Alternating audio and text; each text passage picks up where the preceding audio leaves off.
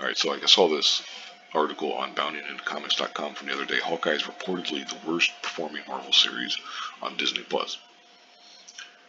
It says a news report claims that Hawkeye had the worst performing premiere episode for a Marvel series on Disney Plus. There's a couple screens of them. Data and analytics firm Samba TV, which touts it has a large multi-source TV dataset sourced from 24 TV brand partnerships and 46 million TV devices globally, claims Disney Plus and Marvel Studios' Hawkeye season premiere or series premiere was only watched by 1.5 million households. And then they go on to report that viewership decreased by 200% to 1.3 million households for the second episode during the same time period. That's where I want to stop right here. Look, and it goes on and it kind of mentions, and here's some of their stuff on Instagram and everything, and talking about that data and breaking it down and stuff. Here's the overall problem with it. They tout 46 million TV devices globally. Well, let me tell you something. There is way more than 46 million TV devices in just the United States alone. So that's why it's the same problem that you see with like Nielsen and you see some of these other places. They don't have reliable data.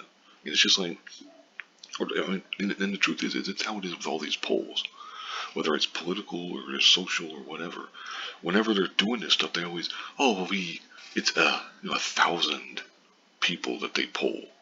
And then they extrapolate that data out. The problem is you can't just do that. You can't just sit there and say, okay, well, we got 1,000 random people. We got 800 of this, 200, all this, 500 men, 500 women, all that shit, and expect to get accurate data. Now, at the same time, I don't want to sit here and act like this is completely and utterly wrong. It could be right.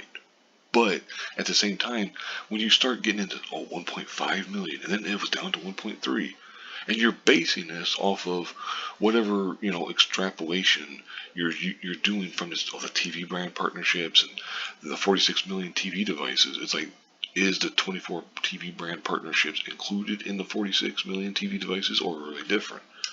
And at the same time, or is that how you get to 46 million? Because from the 24 TV brand partnerships, there's 46 million TV devices. Because again, like I said, there are way more TVs in America than just that. I mean, there's 28 million people in the U.S. And there's households with multiple TVs. But if just each household had a TV, you're still talking way more than 46 million. Easily. So, and that's just in the United States. So it's one of those things where you're like, how accurate can this shit really be? Like, I know that they've probably been doing this for a long time, but it's like, what, that's my biggest question, is like, I don't buy, only Disney knows the true numbers. It's just like with Netflix, it's just like with these others. It's like, how do they know that, this person watched Disney Plus at this time and everything? They don't know. Netflix doesn't give out their ratings. Disney Plus doesn't give out their ratings. Or just Disney in general. Warner Brothers and Universal and all these places, they don't give out their streaming stats, their streaming data. Because, in most parts, because they want to have the highest possible. So they only, like Netflix only talks about one of their series in terms of watches and all that, when it's the best.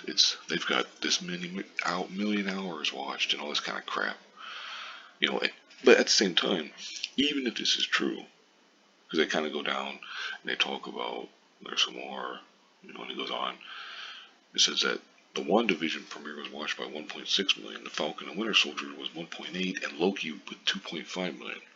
Which kind of is weird, because it's like, Loki was, honestly, it was kind of the one I was, out of those three, that I was the most interested in, but at the same time, you hadn't heard good things about it. So I don't truly know. I mean, it's hard to say. It's like, even if that's true, it is a Hawkeye show. I mean, you shouldn't really be expecting tons of viewers. They also talk about how their the viewership went down. Well, I mean, not in all cases, but like the WandaVision was 1.4 for the season finale. The Falcon and Winter Soldier was 1.7, Loki was 1.9. So if you go by that data, 1.9 million for Loki, well, they had 2.5 for the premiere. So if you go by that, they lost 600,000 viewers. Falcon and Winter Soldier only lost 100,000, and then WandaVision lost 100 or 200,000. So it's like, it's hard to say. Now again, they say that this is, from the U.S. households, and it's live plus 4 day and everything, which is basically when you're having it watched within the first 5 days.